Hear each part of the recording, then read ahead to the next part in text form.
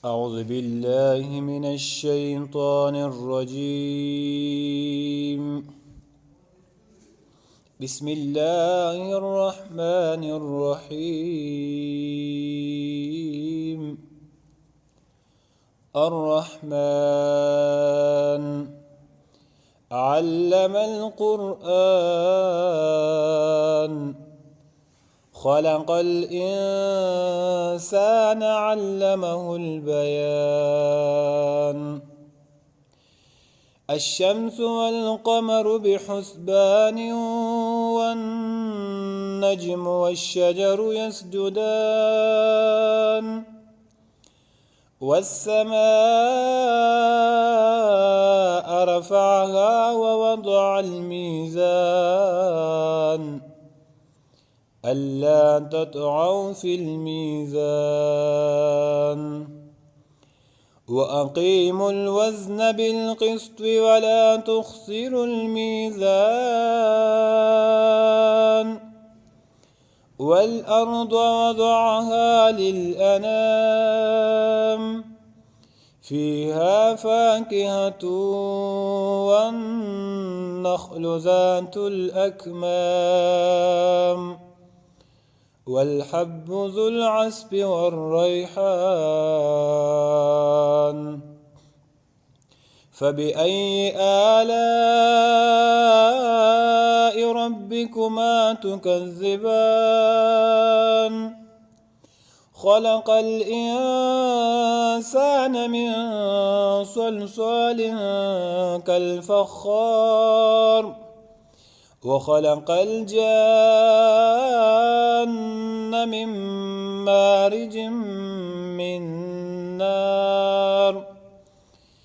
فبأي آلاء ربكما تكذبان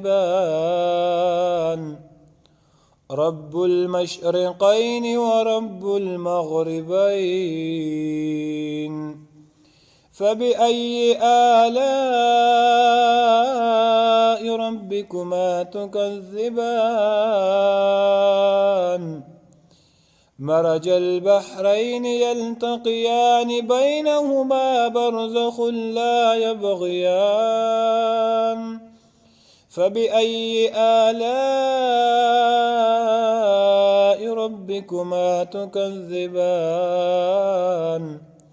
يخرج منهما اللؤلؤ والمرجان. فبأي آلاء ربكما تكذبان وله الجوار المنشآت في البحر كالأعلام. فبأي آلاء ربكما تكذبان كل من عليها فان ويبقى وجه ربك ذو الجلال والإكرام. فبأي آلاء ربكما تكذبان يسأله من في السماوات والأرض كل يوم هو في شأن. فبأي آلاء ربكما تكذبان سنفرغ لكم أيها الثقلان. فبأي آلاء ربكما تكذبان يا معشر الجن والإنس إن استطعتم أن تنفذوا من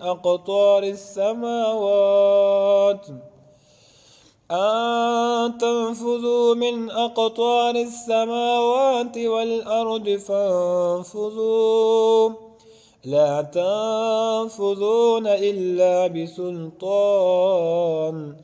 فبأي آلاء ربكما تكذبان يرسل عليكما شواظ من نار ونحاس فلا تنتصران فبأي آلاء ربكما تكذبان فإذا انشقت السماء فكانت وردة كالدهان فبأي آلاء ربكما تكذبان فيومئذ لا يسأل عن ذنبه إنس ولا جان فبأي آلاء ربكما تكذبان يعرف المجرمون بسيماهم فيؤخذ بالنواصي والأقدام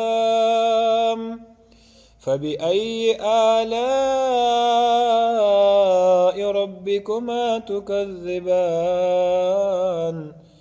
هذه جهنم التي يكذب بها المجرمون يطوفون بينها وبين حميم آن فبأي آلاء ربكما تكذبان